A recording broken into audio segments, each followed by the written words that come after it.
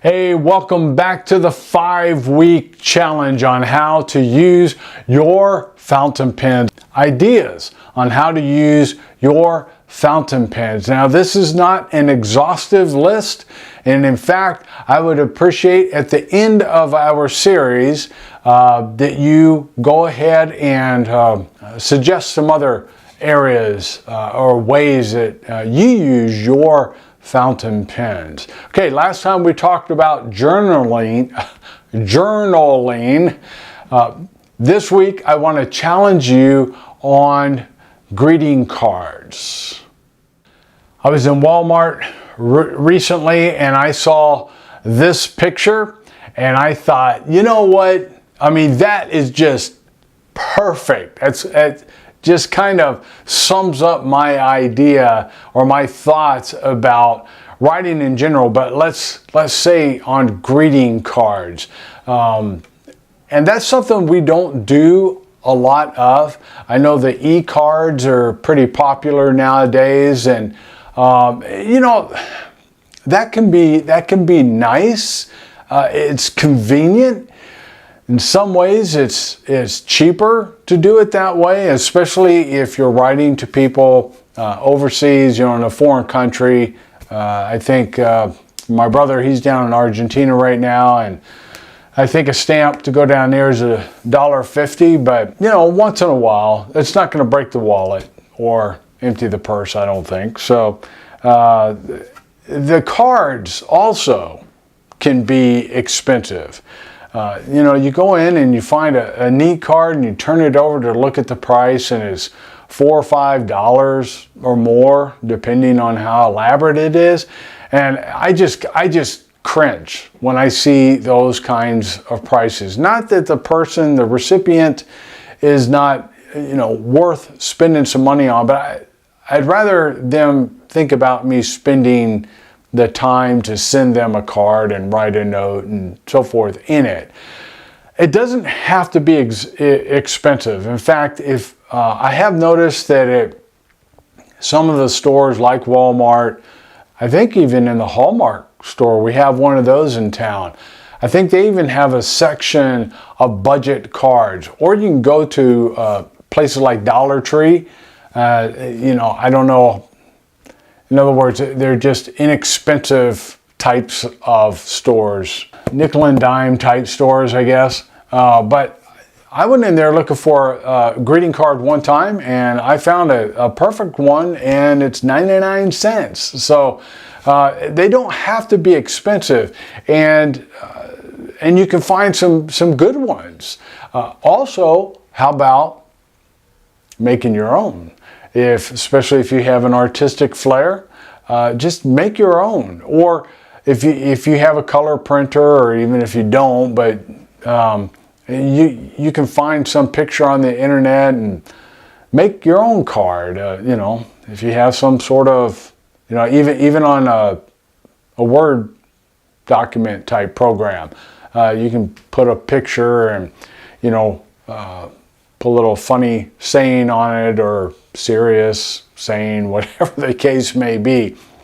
But on the inside, that's where you have to handwrite your message. So a greeting card is another good way to be able to use your fountain pen.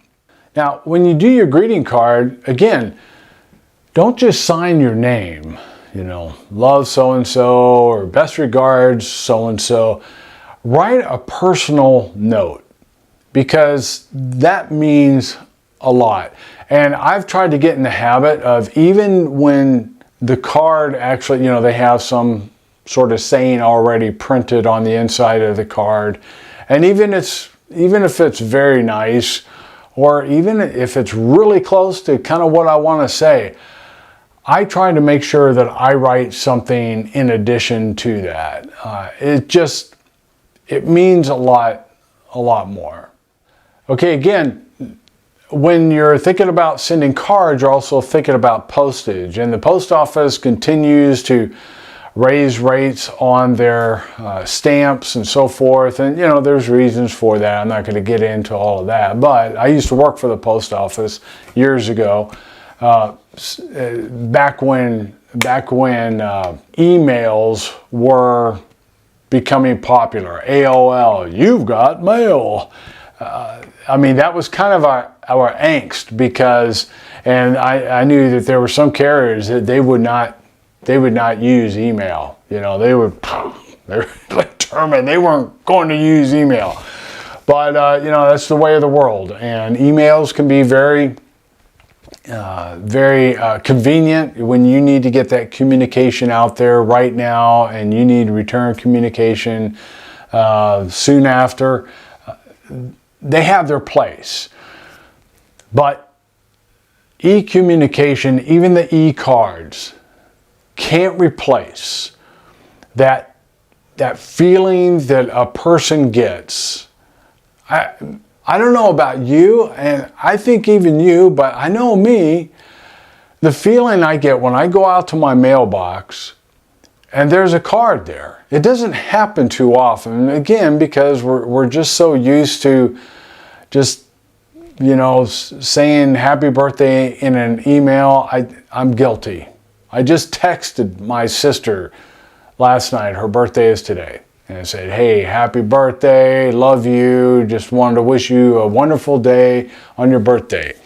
And, you know, I'm thinking as I'm doing this, okay, you know you're going to be making this video soon. So anyway, so I'm guilty too. So this is a challenge, not just for you, but for me as well. But when you go out to the mailbox or you look in your mailbox and there's this card, and the card is written on the outside, obviously with document ink or whatnot. Anyway, it's written on the outside. Open it up. It's a nice card, funny card, heartwarming card, and then you look and there's a message there. And somebody writes you a personal message. It doesn't have to be super long, but it's just a personal message. That means more than any kind of e-communication, because that person, you know, that person stopped, they invested a little bit in the card, sometimes a lot in the card, but let's just say they got you know, an economy card. They invested some money in the card, in the postage, and especially in their time. And they took the time to write you a message. Doesn't that make you feel good? It makes me feel good. And so I want to encourage you to do the same. And don't worry about the cost. The stamps, yeah, the cost of the stamps are going up. I was trying to get to this point earlier. Cost of the stamps are going up, but you can budget for that. And if you buy enough in advance, you get those forever stamps. That price is going to stay the same until those stamps are gone and you have to buy a new set. And I was just on the post office website yesterday looking at their stamps, and they got some really cool stamps out there. You know, some don't really do much for me, but others that do, and some I wish I would have gotten more of, because I got some with a old tall ship, sailing ship last time, and it's like, oh yeah, this is great, and they're wonderful. And I got some for my wife, a bunch of gardens and that sort of thing, and that just adds to, because it costs the same as a flag stamp or some other basic stamp.